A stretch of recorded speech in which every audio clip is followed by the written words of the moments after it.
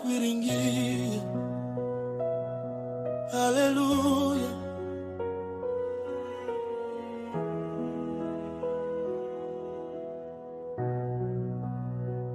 Nabyutse uyu munsi kiri muzima, ni ubuntu bwawe wankomeje. Nanyuze mu mibabaro myinshi, ariko ukuboko kwawe kurandinda. Nagiye aho tekereza ko ndangiye, ariko uravuga uti humura mwana.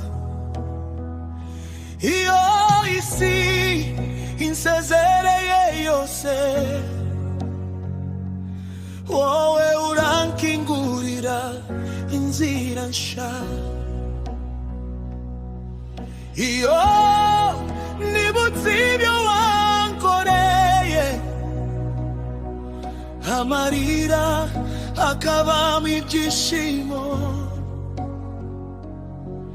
Iyo nibutse wankuye, umutima wanjye ugahimbaza. Zagusingiza iteka yose, zavuga ineza yawe Mana. Ni wowe mbaraga zanje, ni wowe bugingo bwanjye. Zagusingiza iteka yose, mu gitondo no nijoro tuzigera ureka. Uri Mana yanje. Hari igihe nabuze amagambo, nabuze n'inshuti zo kumbwira umuntu,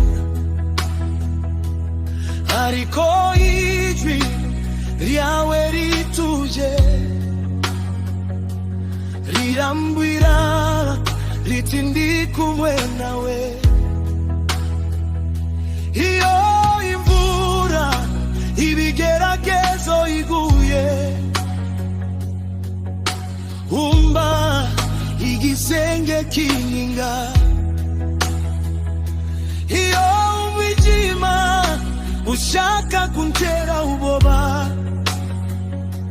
urumuri rwawe rukanyobora. Iyo nibutse ibyo wankoreye,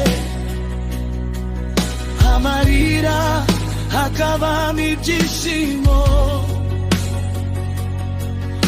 Iyo nibutse wankuye, umutima wanjye ugahimbaza. Zagusingiza iteka ryose, zavuga ineza yawe Mana. Ni wowe mbaraga zanje, ni wowe bugingo bwanjye. Zagusingiza iteka ryose, mu gitondo no nijoro tuzigera ureka. Uri Mana yanje. Niyo imisozi yakurwaho iri, niyo inyanja yazamuka cyane, urukundo rwawe tiruzahinduka. Isezerano ryawe rirahoraho. Niyo abantu bantaye bose, niyo amarembo yifunze yose, izina ryawe rirakingura. Yesu niwe nsinzi yanjye.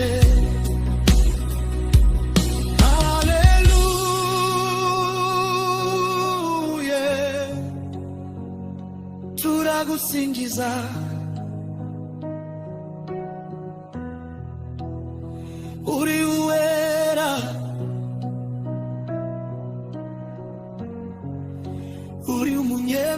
iteka.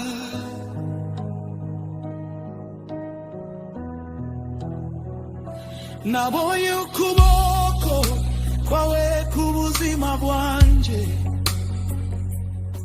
nabonye ibitangaza byinshi. Aho nariraga ubu ndaseka, aho nacitse intege ubu ndahagaze. Abanzi banje babonye mbinduka, babaza uwabikoze uwo ari we.